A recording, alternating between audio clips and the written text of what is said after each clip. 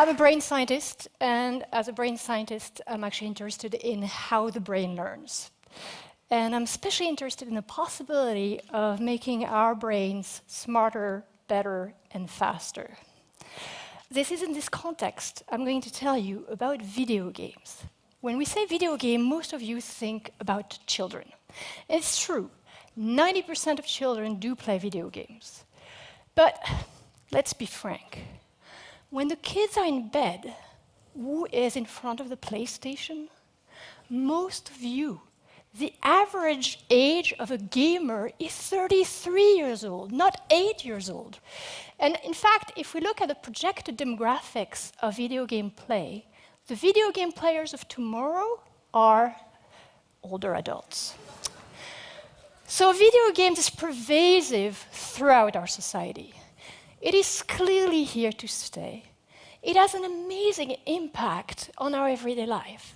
Consider these statistics released by Activision.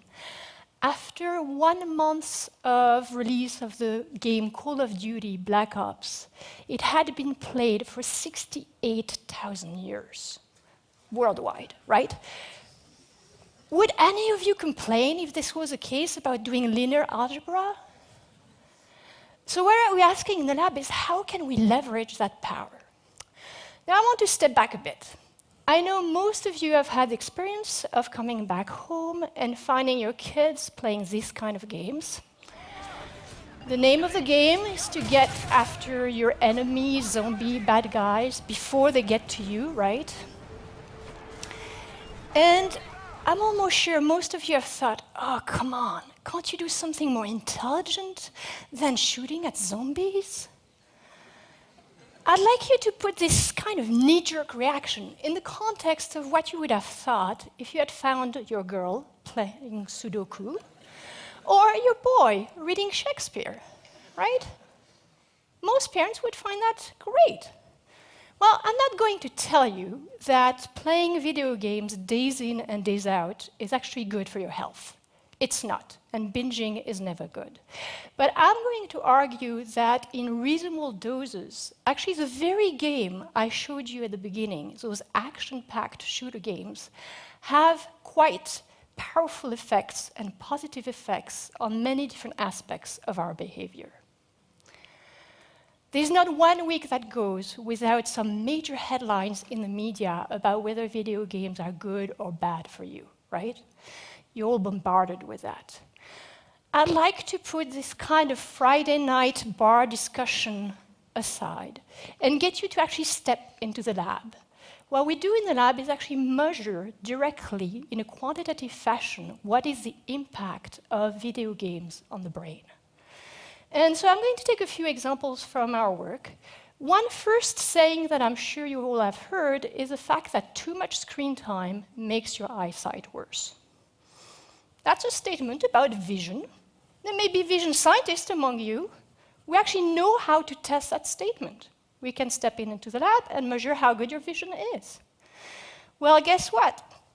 People that don't play a lot of action games, that don't actually spend a lot of time in front of screens, have normal, or what we call corrected to normal vision. That's okay. The issue is what happens with these guys that actually indulge into playing video games like 5 hours per week, 10 hours per week, 15 hours per week. By that statement, their vision should be really bad, right? Guess what? Their vision is really, really good.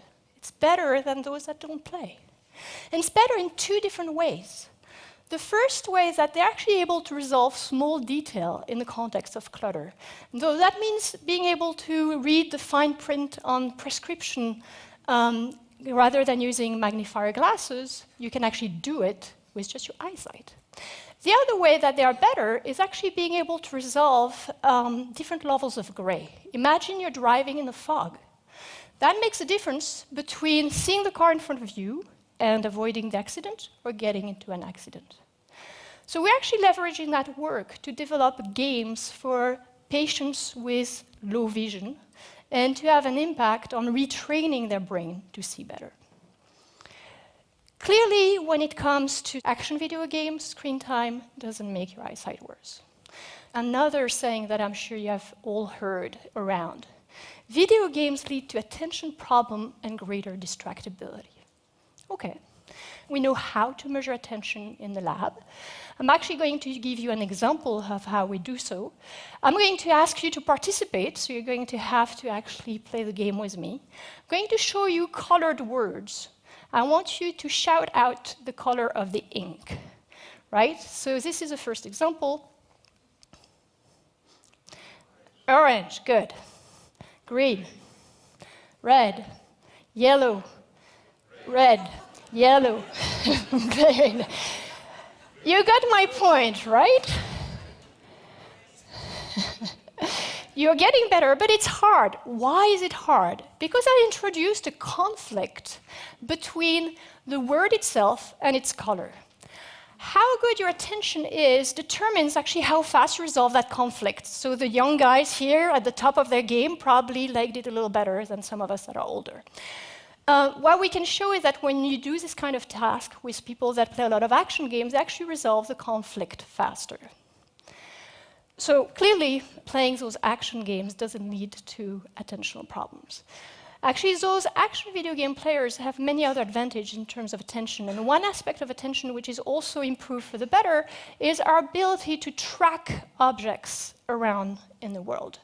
This is something we use all the time. When you're driving, you're keeping track of the cars around you. You're also keeping track of the pedestrian, the running dog, and that's how you can actually be safe driving, right? In the lab, we get people to come to the lab, sit in front of a computer screen, and we give them the little tasks that I'm going to get you to do again. You're going to see yellow, happy faces and a few sad blue faces. These are children in the schoolyard in Geneva during recess, during the winter. Most kids are happy. It's actually recess. But a few kids are sad and blue because they've forgotten their coat. Everybody begins to move around, and your task is to keep track of who had a coat at the beginning and who didn't. So I'm just going to show you an example where there is only one sad kid. It's easy because you can actually track it with your eyes. You can track, and then when it stops and there's a question mark and I ask you, did this kid have a coat or not? Was it yellow initially or blue? I hear a few yellow, good, so most of you have a brain. I'm now going to ask you to do the task, but now with a little more challenging task. There are going to be 3 of them that are blue. Don't move your eyes. Please don't move your eyes. Keep your eyes fixated and expand, pull your attention. That's the only way you can actually do it. If you move your eyes, you're doomed. Yellow or blue? Good.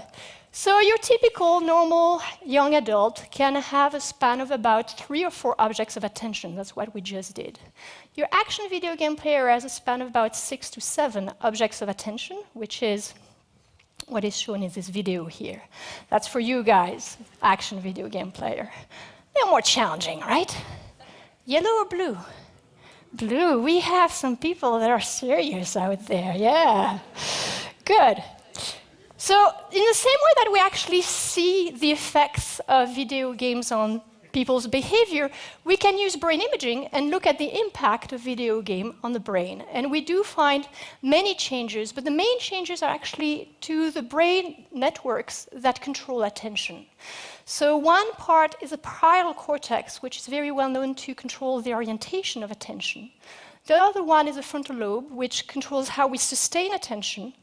And another one is the anterior cingulate, which controls how we allocate and regulate attention and resolve conflict.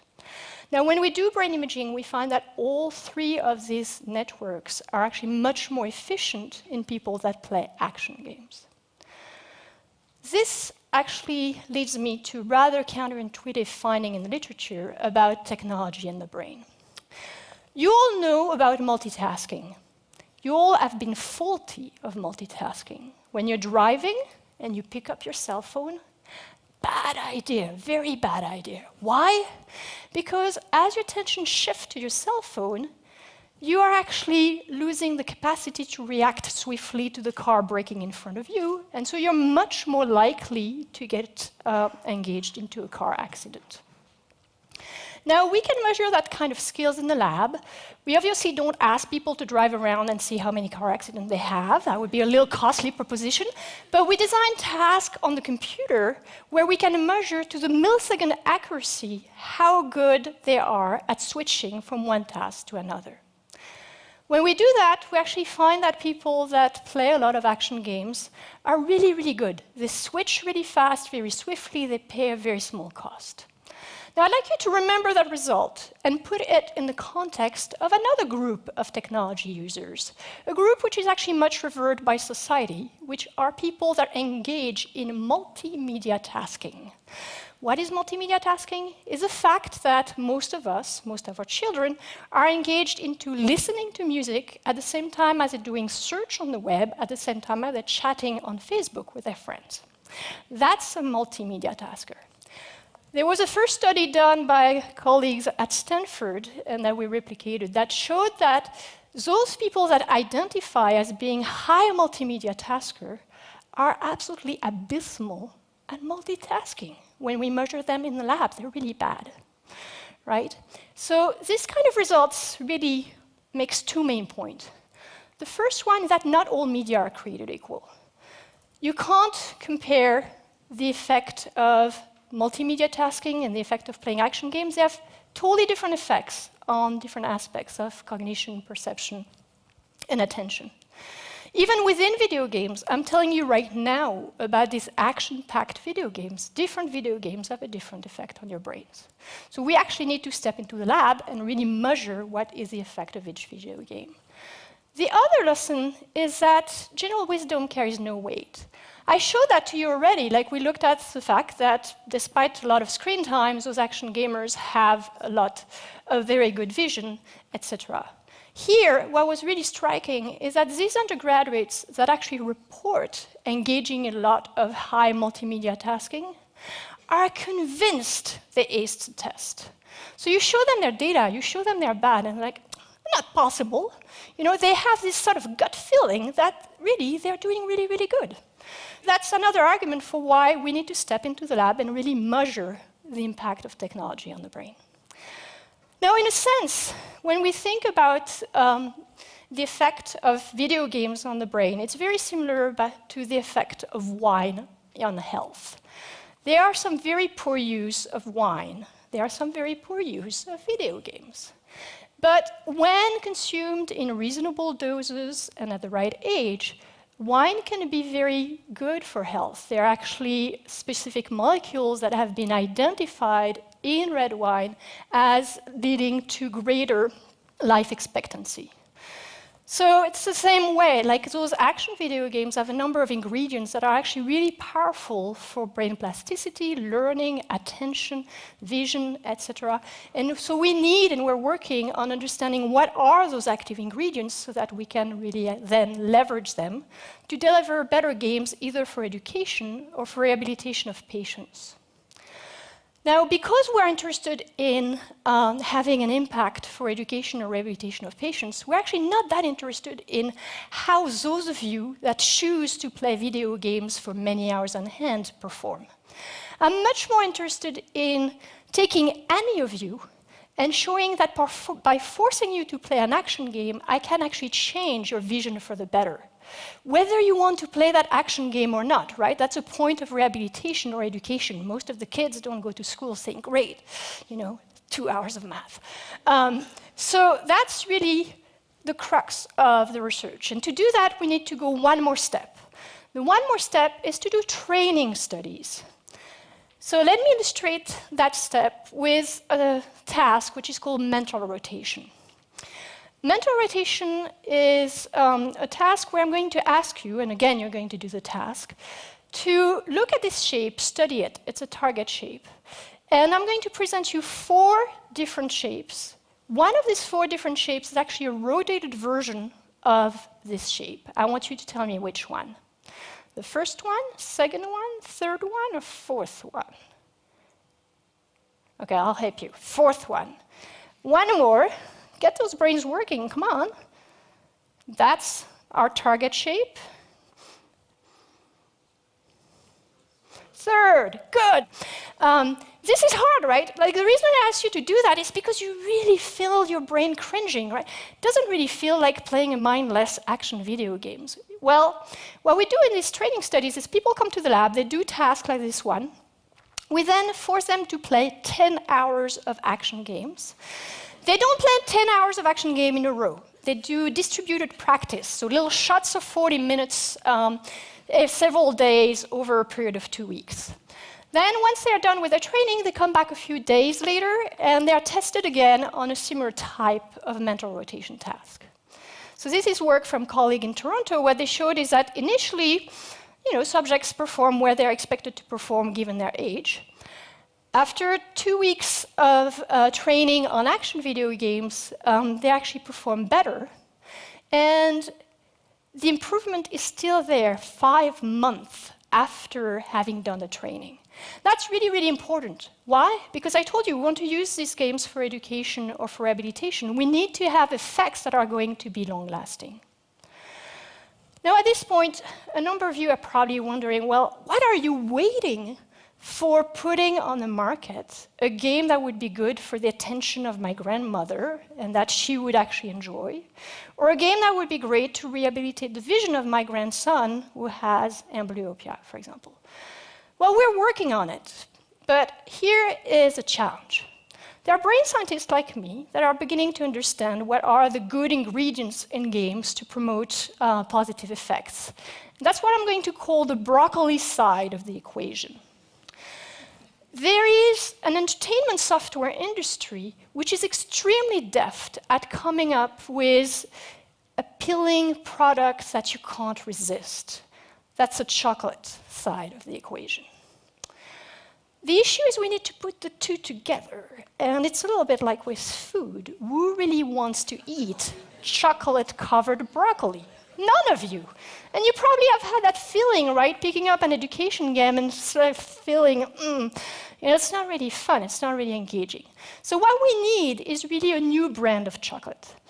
A brand of chocolate that is irresistible, that you really want to play, but that has all the ingredients, the good ingredients that are extracted from the broccoli that you can't recognize, but are still working on your brains. And we're working on it, but it takes to come and to get together brain scientists, people that work in the entertainment software industry, and publishers. So these are not people that you usually meet every day, but it's actually doable, and we are on the right track. I'd like to leave you with that thought, and thank you for your attention.